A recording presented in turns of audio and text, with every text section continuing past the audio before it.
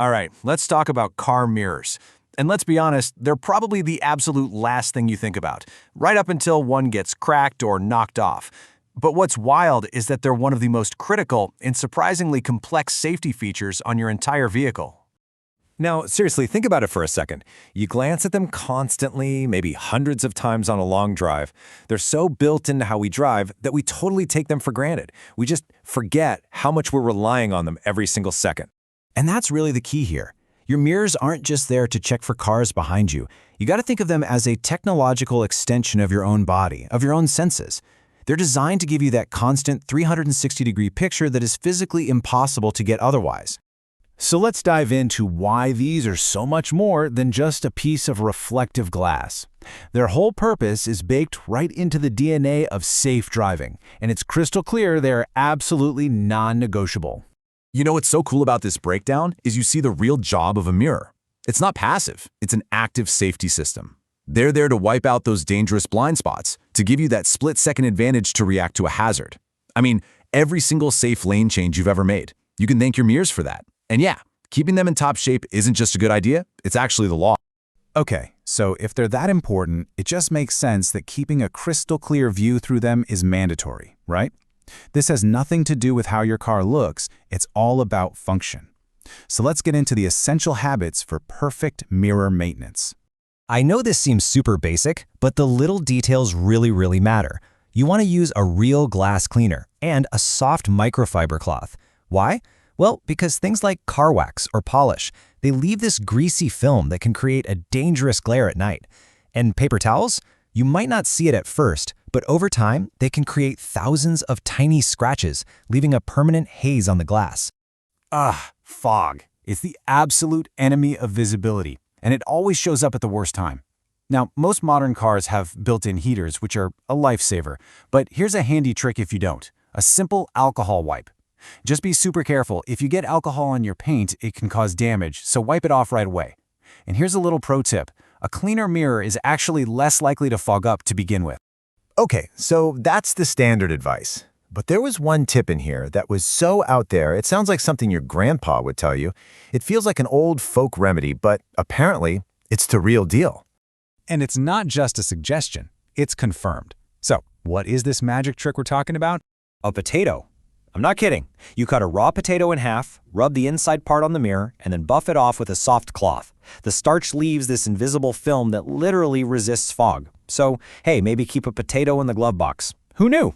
Now, hold on. Right after that fun little trick, here is a massive, super important warning. You might be tempted to use those water-repellent products, you know the ones, on your mirrors. Please, do not do it. On a huge windshield, they make water bead up, and you can see between the drops. But on a tiny little mirror, those same beads will completely block your view, creating 100 tiny little distortions. All right, we know how to take care of them, but what about the actual rules of the road? This isn't just about good ideas. There are specific legal standards your mirrors have to meet for your car to even be considered roadworthy. So here's the quick and dirty summary. You legally have to have a certain number of mirrors. They have to be in good shape, no giant cracks, not flopping in the breeze, and they have to be the right kind of mirror in the right place. These aren't just suggestions, folks. Your car can actually fail a safety inspection over this stuff. And this slide explains the why behind those rules. Your driver's side mirror and the one inside are usually flat. They give you a perfect one-to-one reflection so you can judge speed and distance accurately. But your passenger side mirror, that one is convex, meaning it's curved outward. This gives you a much wider field of view to help with that blind spot, but there's a trade-off. It makes things look farther away than they are, and that's exactly why it has that famous warning stamped on it. This is a really important one in today's world. Backup cameras are amazing, right? But they're considered a supplemental safety tool. They do not replace the legal requirement to have actual physical working mirrors. You've got to have both. Well, life happens. A tight parking garage, a stray basketball. Mirrors are often the first casualty. So what do you do in that moment? Let's walk through a practical guide to damage control. Okay, first things first, take a breath and figure out how bad it is. Is it just the glass that's cracked, or is the whole assembly hanging by a wire? If it's just loose, a little bit of strong tape can be a good temporary fix to get you safely to a shop.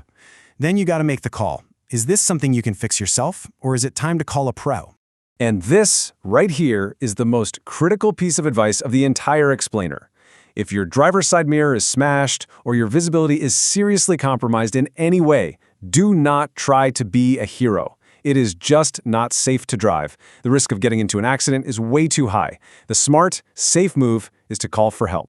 Now, if it's just the glass, this is often a totally doable DIY repair. The process is pretty simple. But safety first. Please wear gloves. After you carefully get the old shards out, just clean the housing really well, apply the new adhesive that comes with the glass, and press the replacement firmly into place. Just be sure to give that adhesive plenty of time to cure before you head out. All right, let's tackle one last, super common and incredibly annoying problem. The shaky mirror. You know what I'm talking about. That little vibration that's not just distracting, it makes it impossible to see anything clearly. So let's solve this mystery. The cause here can range from ridiculously simple to surprisingly complex. The best thing to do is just work your way down a checklist. Start with the easy stuff. Are the mounting screws just loose? If that's not it, check the mirror housing for cracks. But here's the kicker. Sometimes the problem isn't the mirror at all. It could be a symptom of something else, like unbalanced wheels, worn suspension, or even a rough engine idle that's sending vibrations all the way to your mirror. So, when you boil it all down, what's the big takeaway? It all comes back to one word: awareness.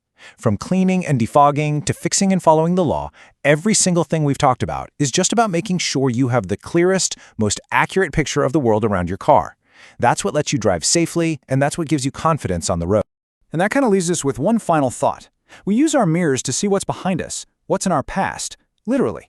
But how we treat them, how we respect their job, that says everything about our commitment to being a safer, more aware driver for every mile ahead. Please like, subscribe, and get notified.